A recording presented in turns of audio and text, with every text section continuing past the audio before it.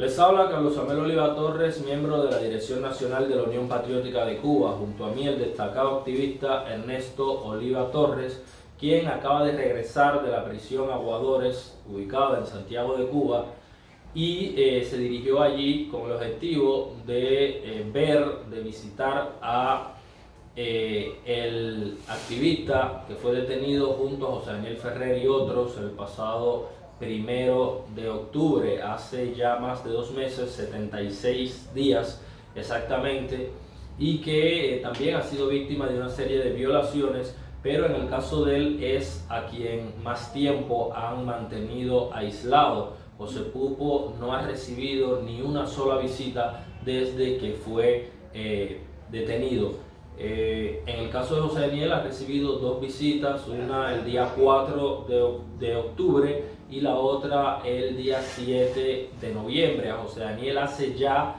casi 40 días, mañana se cumplen 40 días que nadie le ve. La esposa y sus hijos han ido sistemáticamente a intentar verle y el régimen cubano les ha negado una y otra vez el acceso a él. No sabemos, estamos muy preocupados porque la última vez que le dejaron tanto tiempo sin contacto con la familia, pues resultó que estaba en condiciones bastante preocupantes. Él contó que le habían golpeado, contó que eran golpizas muy frecuentes y que estaba en una huelga de hambre. Y ahora mismo pues no sabemos qué puede estar pasando, no sabemos por qué lo están ocultando. Exigimos que nuevamente den fe de vida, exigimos que le dejen ver. En el caso de Roilán Zárraga, luego de varias semanas sin que nadie le viera, pues comenzaron a darle visitas con su hermana de manera más o menos sistemática y pues ella nos ha transmitido que él le contó sobre todas las presiones que le están haciendo para que incrimine a José Daniel Ferrer, para que firme una falsa declaración contra José Daniel Ferrer, y le han ofrecido un intento desesperado de la policía política de la dictadura castrista, inclusive una casa confortable, que le van a dar un automóvil y le van a ubicar en un buen empleo a cambio de que incrimine a José Daniel Ferrer.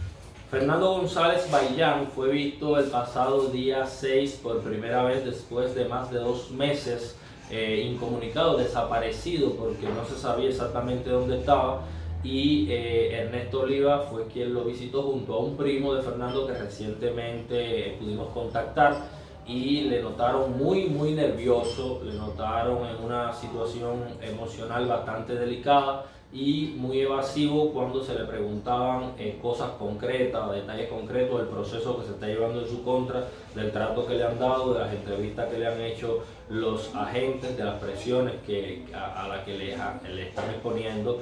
Lo que sí dijo que está en la celda del mandante, del mayor, del delincuente más poderoso del destacamento, y con el historial criminal más amplio, y esto obviamente no es para protegerle, sino todo lo contrario, esto es para amenazarle para que no declare nada de lo que ha venido pasando.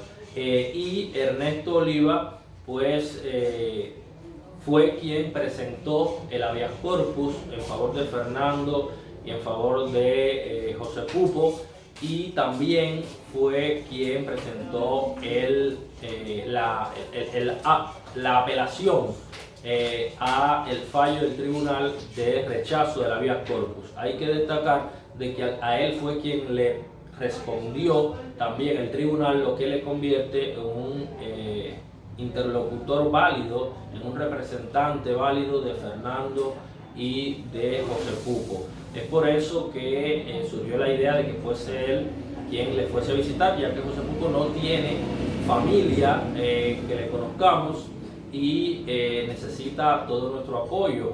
Él también fue con la cantidad aceptable, reglamentada, de artículos de primera necesidad, también de alimentos, para dejarle allí en la visita, porque en las prisiones en Cuba la situación es muy compleja, es muy difícil. En las calles es muy difícil, imagínense dentro de la prisión.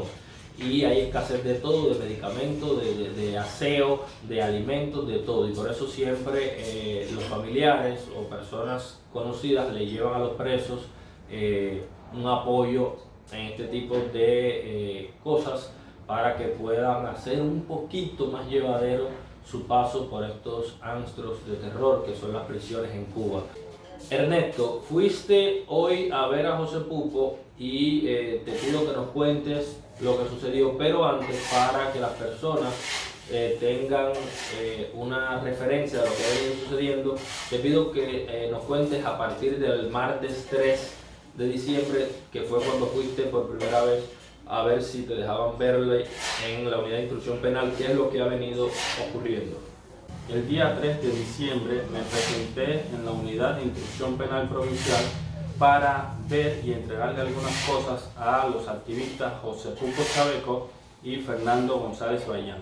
Allí me dijeron que el día anterior ya lo habían trasladado a las prisiones, a Fernando a la prisión de Mar Verde y a José Pupo a la prisión de Aguadores. Ese mismo día me presenté en la prisión de Aguadores y me dijeron que como yo no era familiar de José Pupo, tenía que presentarme al otro día y tener una visita o un encuentro con el jefe de la unidad, de la prisión. Al otro día me presenté el 4 de diciembre y tuve dicho encuentro. Allí le dije de que José Pupo no tenía familiar y que yo quería ser la persona encargada de él para traerle las cosas que necesitara. Me tomaron mis datos y me dijeron de que iban a consultar con él a ver si él quería de que yo fuera la persona que me ocupara de él. Yo me retiré y me dijeron que esperara la llamada. La cuestión es que el jueves de la semana que pasó, José Pupo llamó diciendo de que necesitaba que le llevaran sus cosas. En esa misma llamada, la activista que cogió la llamada en la sede principal de nuestra organización le dijo de que yo era la persona que estaba haciendo todos los trámites para encargarme de su situación. Es decir, que a José Pupo no le habían dicho lo que el oficial de prisión te dijo a ti que le iba a decir, que era preguntarle si estaba de acuerdo con que fueses tú quien le visitara y le llevara sus cosas. Es decir, que esto fue mentira, es decir, que las autoridades de prisión no le dijeron a José Pupo que tú estabas haciendo la gestión para ser quien te encargases de él, de visitarle y llevarle estas cosas. Y entonces, ¿qué más dijo José Pupo en esa llamada? Bueno, ahí le comunican eso y él dice de que está bien que él va, o sea, él acepta de que yo sea la persona encargada de su situación. El sábado 14 de diciembre vuelve a llamar y dice que el instructor le dijo de que él me podía poner a mí para que yo sea la persona encargada, pero yo tenía que presentarme en la unidad y tener una cita con el jefe de la prisión, algo que ya yo había hecho. Y esto quiere decir lo que Amel acaba de decir anteriormente, no se le ha comunicado absolutamente nada. Hoy, 16 de diciembre, yo me presenté en la prisión de Aguadores y pedí visitar a José Pupo. Ellos me dijeron de que yo no aparecía en ningún listado de personas que podían visitarlo a él. Luego me pasaron a la oficina del jefe de la unidad, me atendió la misma mayor que el viaje anterior y me dijo que todavía el proceso no se había realizado. Y yo le pregunté cuál era la causa de tal demora y solamente me dijo que el proceso no se había realizado y no me dijo si lo iban a empezar a hacer en unos días, no me dijo nada de eso. Le dijiste antes de comenzar a grabar de que inclusive cuando le dijiste de que cómo era que tu nombre no aparecía, si José Pupo a través de una llamada había dicho que ya había comunicado que a las autoridades de prisión que querían que fuera tú, que él quería que fuera tú quien le visitara, y que la oficial que te atendió se sorprendió y dijo, ¿y quién le dio a él autorización para llamar? Él no tiene permiso. Sí, porque yo hoy me presento diciendo de que ya él llamó, entonces si ya él llamó, entonces era porque le habían autorizado a que me llamara. Y cuando yo le digo esto a ella, ella me dice de que en ningún momento ella ha autorizado nada hacia él, que ella no ha autorizado ningún tipo de llamada y que iba a ver quién había hecho eso porque sería castigado. Bueno, esto evidencia de que el régimen cubano aún no quiere que nadie tenga un contacto directo. Toda esta manipulación para no darle visita, para que esté allí con las cosas tan mínimas y escasas y de mala calidad que le brinda el sistema penitenciario para que él apenas pueda sobrevivir. Están usando todo esto como método de presión para que aún José Pupo cambie su declaración, es lo más probable.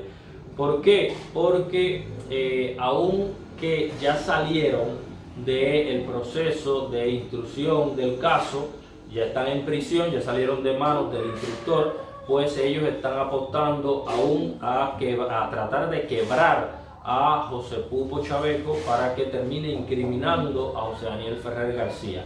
Esto es una injusticia muy grande, esto es una violación muy grande, el hecho de que le estén violando este derecho a José Pupo.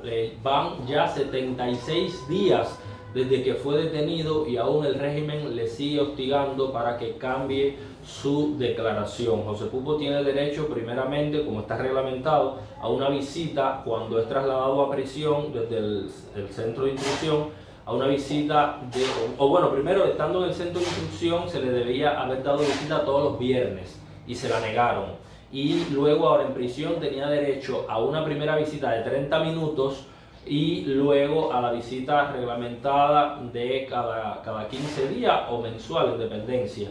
Y en ninguno de los casos el régimen le ha respetado este derecho a José Pupo Chaveco.